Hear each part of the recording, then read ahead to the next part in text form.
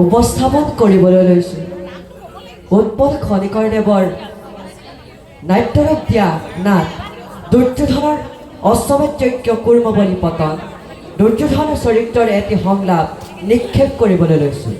ভুল হ'লে ক্ষমা কৰিব। ধৰ্ম যুধিষ্ঠিৰ ধৰ্মৰ সন্তান যদি হয় যুধিষ্ঠিৰ তেন্তে কোৱা মাতৃ কোন ধৰ্মৰ মতে পাখা খেলত পণ ৰাখে নিজ পত্নীক। শুনামতা তোমাৰ বাবে হ'ব পাৰে কুলবধূ দ্ৰৌপদ নন্দিনী, কিন্তু সেই নাৰীক কদাপিতো নকৰো স্বীকাৰ।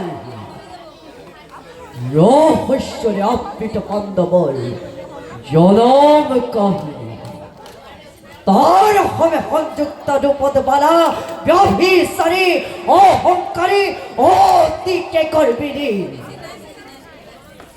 মনত পেলোৱা মাতা সখামৰ মহাৰথী কৰ্ণ মহাবীৰ স্বয়ম্বৰ সভাত হত পুত্ৰ বুলি কৰি অপমান নকৰিলে যোগ্যজনক বড় মাল্যদান।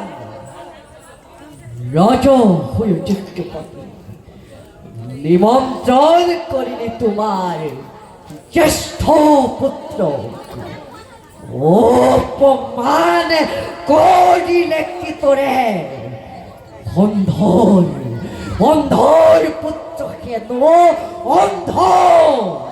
সেইবাবে শুনামতা সেইদিনাই ইন্দ্ৰপ্ৰস্থত মনে মনে কৰিছিলোঁ প্ৰতিজ্ঞা ভীষণ পিতৃৰ নিন্দাকাৰী সেই নাৰীৰ চৰিত্ৰক কাম মই এদিন জগতৰ আগত